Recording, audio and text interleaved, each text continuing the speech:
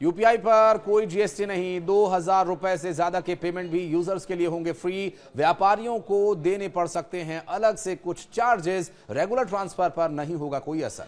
नमस्कार, मैं हूं आशीष त्रिपाठी आपके साथ। ग्रोसरी खरीदनी हो, बिल पेमेंट करना हो या किसी को भेजने हो पैसे, हर काम के लिए एक ही समाधान है यूपीआई, और काफी कारगर भी है। लेकिन जब कभी सर्वर स्लो हो जाए या फिर नेटवर्क ना आए तो कई बार कैश ना होने पर हम असहाय सा महसूस करते हैं और पैसे होकर भी हम बहुत ही ज्यादा मजबूर हो जाते हैं और ऐसा महसूस होता है कि मानो हमारे पास पैसे हैं ही नहीं।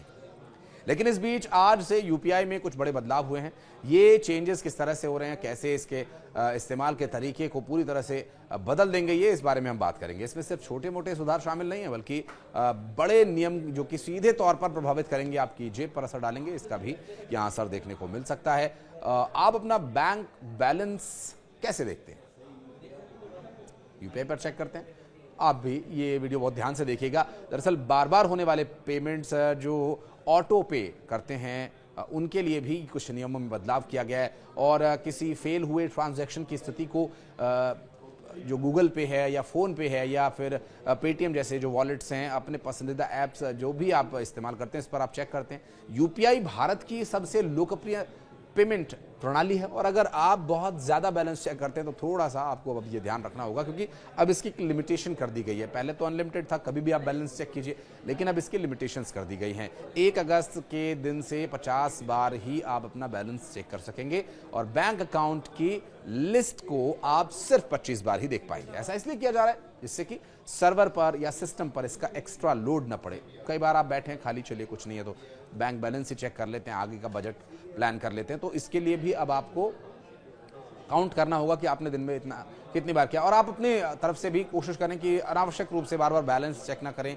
यूपीआई को यूज़ बिना वजह ना करें, क्योंकि कई बार ऐसा होता है कि सर्वर पर इसका असर पड़ता है। और इसी तरह बार बार बैलेंस चेक करने की आदत को अब आपको बदलना भी होगा, क्योंकि ऑटो पे को लेकर भी कुछ अहम बदलाव किए गए। ऑटो पे मसलन जैसे आपकी कोई ईएमआई कटती है और आपने बैंक को ये परमिट किया हुआ है कि आपके अकाउंट से वो आपकी ईएमआई को आपसे बिना पूछे एक निश्चित तारीख पर एक निश्चित अमाउंट को वो डिडक्ट कर लें, तो ये ऑटो पे का जो सिस्टम है, और साथ ही इसमें ईएमआई या एसआईपी और ओटीटी सब्सक्रिप्शन के लिए अमूमन लोग ये जो ऑटो पे का यूज़ करते हैं ऑप्शन। और ऑटो पे जब आपकी ईएमआई जानी होती है, आप इसलिए ऑटो पे लगाते हैं ताकि आपको फिर यदि आप भूल जाएं अपने कामकाज में कि आपने अभी तक ईएमआई जमा नहीं किया है, तो आपको एक्स्ट्रा चार्जेस ना देने पड़े, लेट पेमेंट ना हो, इसलिए आप इसको यूज़ करते हैं। और जो सब्सक्रिप्शन ओटीपी माफ़ कीजिएगा ओटीटी को लेकर के जो ऐप्स चलाने वाले लोग हैं, वो इसलिए कि वो निर्बाध रूप से एंटरटेनमेंट का एंजॉय कर सकें,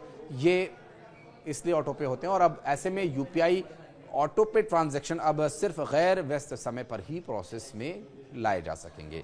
सुबह 10 बजे से पहले, दोपहर 1 बजे से 5 बजे के बीच और रात 9:30 बजे के बाद। इसका मतलब यह है कि अगर आप अपना कोई ओटीटी प्लेटफॉर्म रिचार्ज करना चाहते हैं या उसको कंटिन्यू यूज़ करना चाहते हैं, तो 11 बजे जो अब एक ओटीटी प्लेटफॉर्म नेटफ्लिक्स है जो 11 बजे ऑटो पे के माध्यम से सब्सक्रिप्शन देता है, वो अब इसी टाइम पर सब्सक्रिप्शन ऑटो पे यूज़ कर सकेंगे, क्योंकि इससे पहले सर्वर बिजी होने की वजह से ऑटो पे की प्रक्रिया को बंद किया जाएगा। लिहाजा रिमाइंडर सेट कर लें ताकि पेमेंट में आपको देरी ना हो, ईएमआई हो या फिर ओटीटी प्लेटफॉर्म का सब्सक्रिप्शन। तीसरा बदलाव ये कि फेल हुए ट्रांजैक्शन को अगर आपका यूपीआई पेमेंट अनसक्सेसफुली यानी फेल हो जाता है, तो फिर आपको उसका स्टेटस चेक करने के लिए सिर्फ 3 बार ही मौका मिलेगा। हर कोशिश के बीच 90 सेकंड्स का इंतजार करना होगा। यह बदलाव सर्वर पर लोड को कम करने के लिए किया गया है। और एक सबसे महत्वपूर्ण बदलाव यह है कि अब आपको पैसे भेजते समय हमेशा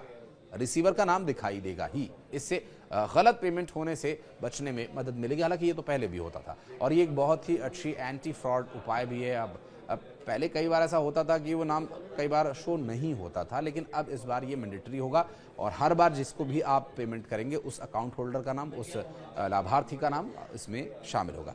अब इसका मतलब ये है कि अब आपको पेमेंट करते समय और भी ज़्यादा सावधानी बरतने का मौका मिलेगा।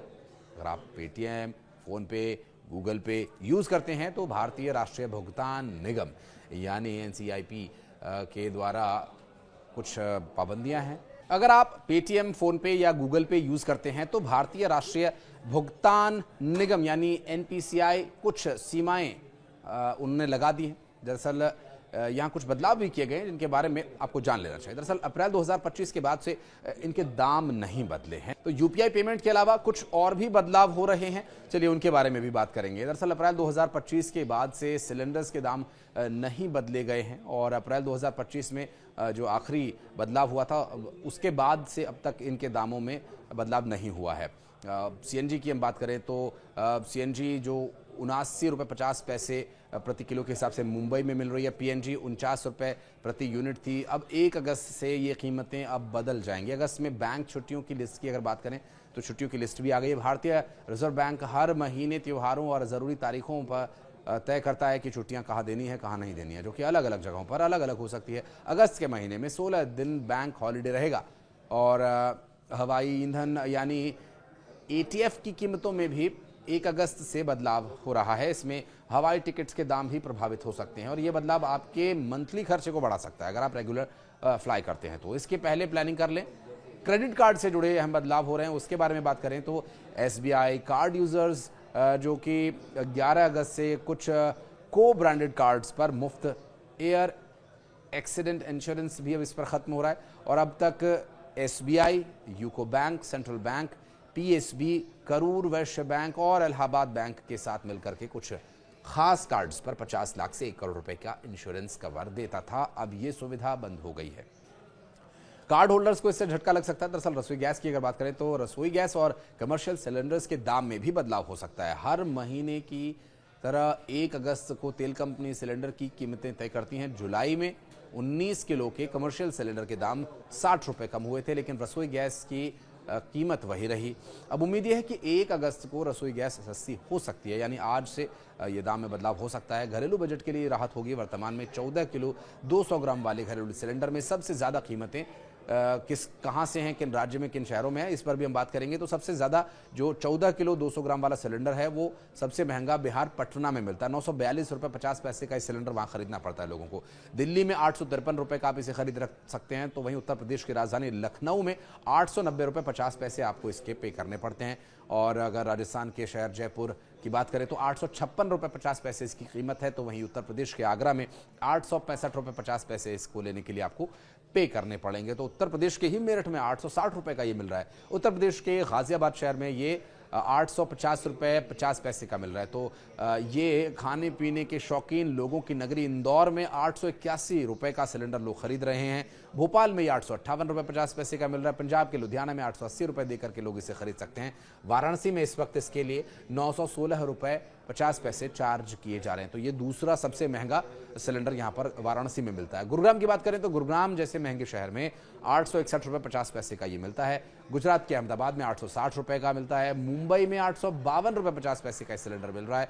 पुणे में 856 रुपये, हैदराबाद में 905 रुपये, बेंगलुरु में 855 रुपये 50 पैसे का फिलहाल ये सिलेंडर मिल रहा है। आपके शहर में क्या दाम है अगर आप बताएं कमेंट सेक्शन में, तो कमेंट सेक्शन में आकर के आप बता सकते हैं कि क्या आपके सिलेंडर का दाम रहेगा और अभी कितना पे कर रहे हैं, और अब अगर इसका भाव बढ़ता है तो कितनी परेशानी आपको होने वाली है। कुछ भी अगर आप विचार साझा करना चाहते हैं तो प्लीज़ कमेंट सेक्शन में आकर अपनी उपस्थिति दर्ज कराएं। यहाँ तक वीडियो देखने के लिए धन्यवाद।